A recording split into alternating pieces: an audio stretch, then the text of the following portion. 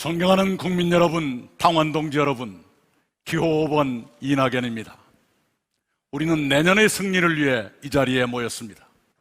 서로 생각은 조금씩 다를지라도 우리의 목표는 하나입니다. 내년 대선의 승리, 민주당 정권의 재창출입니다. 우리는 민주당답게 승리해야 합니다. 그러자면 무엇을 어떻게 해야 하는지를 말씀드리고자 합니다. 첫째는 민주당의 정신입니다. 민주당의 정신을 생각할 때 저는 김대중 대통령을 떠올립니다. 김대중 대통령님은 민주주의와 인권을 위해 평생을 싸우셨습니다. 죽음의 위협 앞에서도 꺾이지 않으셨습니다. 그러면서도 당신의 두려움 또한 인정하셨습니다. 나도 두렵습니다. 두렵지 않기 때문에 나서는 것이 아닙니다. 두렵지만 나서야 하기 때문에 나서는 것입니다.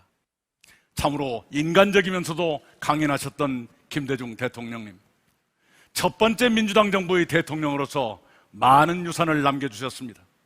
국민 기초생활보장제를 실시해 복지를 본격 시작하셨습니다.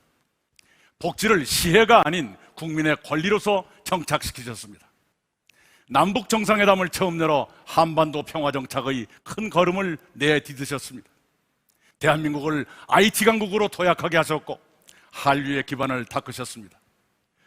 그 자산들을 이어받을 책임이 우리에게 있습니다. 그래서 우리는 내년 대선에서 반드시 승리해야 합니다. 둘째는 민주당의 도전입니다. 민주당다운 도전이 무엇인지 물으신다면 저는 노무현 대통령님의 삶이 그러했다고 답할 것입니다. 아무도 호응하지 않는 부산의 골목에서 노무현입니다를 외치며 고개 숙이던 대통령의 모습을 우리는 잊을 수 없습니다.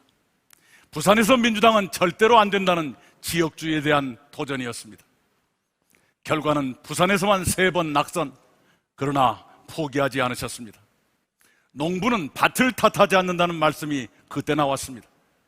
정치인은 어떤 경우에도 유권자를 탓해서는 안 된다는 노무현 대통령님의 금언은 정치가 존재하는 한 영원할 것입니다. 바보 노무현의 정신은 대통령이 돼서도 변하지 않았습니다.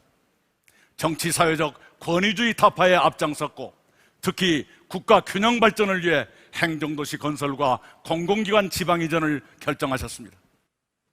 강자에게 당당하고 약자에게 부드러운 사회, 그게 가장 좋고 따뜻하고 당당한 사회입니다.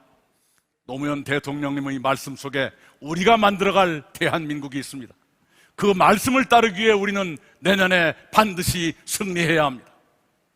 셋째는 민주당의 의지입니다. 문재인 정부의 지난 4년을 생각합니다. 문재인 정부는 촛불 시민의 뜻을 받들어 권력기관 개혁에 나섰고 경제 회복에 진력했습니다. 문재인 대통령님은 3차례나 남북 정상회담을 열어 평창 동계올림픽을 성공시키고 한반도의 군사적 긴장을 완화시켰습니다. 코로나19 위기를 세계에서 가장 잘 극복하며 대한민국을 G8 국가로 올려놓으셨습니다.